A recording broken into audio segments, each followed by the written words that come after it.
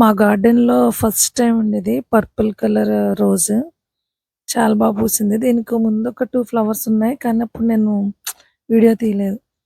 So, గార్డెన్‌లో flowers ఇంత బ్యూటిఫుల్‌గా అంటే చాలా ఫ్రెష్‌గా, కలర్‌ఫుల్‌గా, అందంగా పూయాలనంటే నేను నా మొక్కలకి ఏమిస్తున్నాననేది ఈ వీడియోలో చెప్తాను. రెగ్యులర్‌గా నేను వెజిటబుల్ పీల్స్ అవి కామన్‌గా ఇచ్చేవే. అయితే 15 డేస్ లేదంటే ఒక 20 డేస్‌కి నేనేంటంటే ఆవాలుంటాయి కదండీ! మన ఇంట్లో వాడుకునేవి.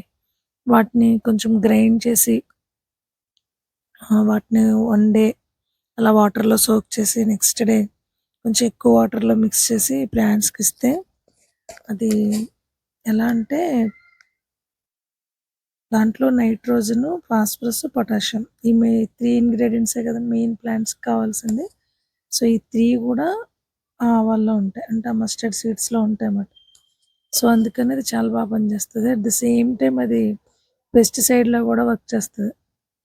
సో, అందుకని ఏంటంటే అది నేను చాలా ఎక్కువగా ఇస్తాను. ఎక్కువగా అంటే నంబర్ ఆఫ్ టైమ్స్ ఇస్తానన్నమాట అది.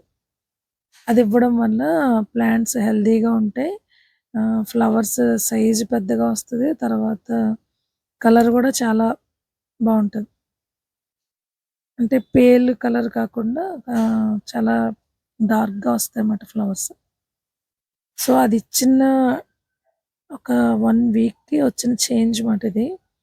అంటే ఈసారి నేను అలా అబ్జర్వ్ చేయాలని పెట్టుకున్నాను. సో, అదిచ్చిన 1 వీక్ కింద చేంజ్ వచ్చింది ఫ్లవర్స్‌లో.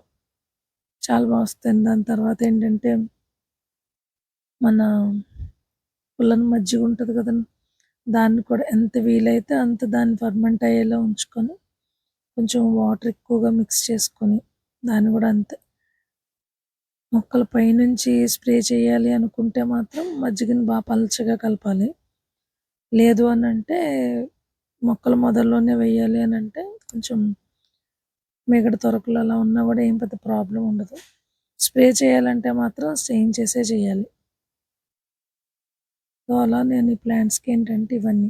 నెక్స్ట్ ఎగ్ షెల్స్ వాటిని కూడా నేను పౌడర్ చేసి, ఆ పౌడర్‌ని కూడా అలానే వీక్లీ వన్స్ మొక్క మొదల్లో ఇస్తే అది కాల్షియం చాలా పనిచేస్తది. స్ట్రాంగ్‌గా వస్తాయి మొక్క స్టెమ్స్. సో, అలా ఏంటంటే నేను ఆవాలొక్కటే కాదు, ఆవాలతో పాటుగా కొంచెం మెంతులు, ఒక 4, 5 వెల్లుల్లి రెమ్మలు వేయడం వల్ల ఏంటంటే అది పెస్టిసైడ్‌లా కూడా యూజ్ అవుతదన్నమాట. సో, నైట్ ఇది ఈవినింగ్ చేసుకున్నాను. నైట్ అంతా వాటర్‌లో సోక్ చేసి, ఆ తర్వాత మిక్స్ చేసుకొని కొంచెం ఎక్కువ వాటర్‌లో మొక్కల మీద నుంచి చిలకరింపుగా వేస్తే ఇంకా చాలా మంచిది. ఇవన్నీ నేను కలెక్ట్ చేసుకున్న ఎగ్ షెల్స్ మాట. సో, ఈ ఎగ్ షెల్స్‌ని కూడా అంతే ఇలా పౌడర్ చేసే ముందు రోజు ఏంటంటే ఒకసారి అవన్నీ ఎండలో పెట్టుకొని తర్వాత ఇలా పౌడర్ చేయడమే. సో, ఈ ఆవాలనైతే మాత్రం ఇలా మనం చేయడం వల్ల మొక్కలకి ఉండే చిన్న చిన్న పురుగులు పోతాయి. అయితే వైట్ మిల్లీ బగ్స్ అయితే మాత్రం వీటికి పోదండి. డెఫినిట్‌గా దానికి మనం వేరే సొల్యూషన్ అయితే చేయాలి. రిమైనింగ్ ఏమైనా కూడా చాలా ఈజీగా పోతాయి.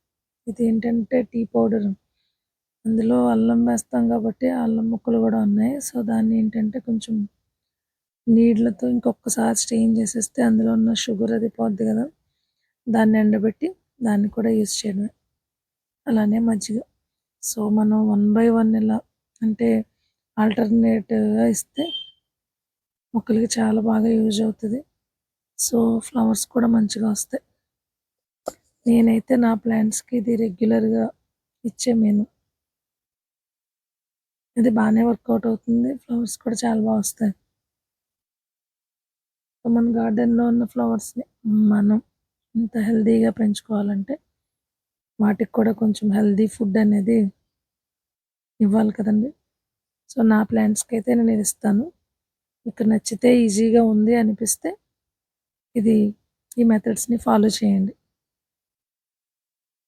యూజ్‌ఫుల్ మెథడ్స్ ఇవి ఈజీ.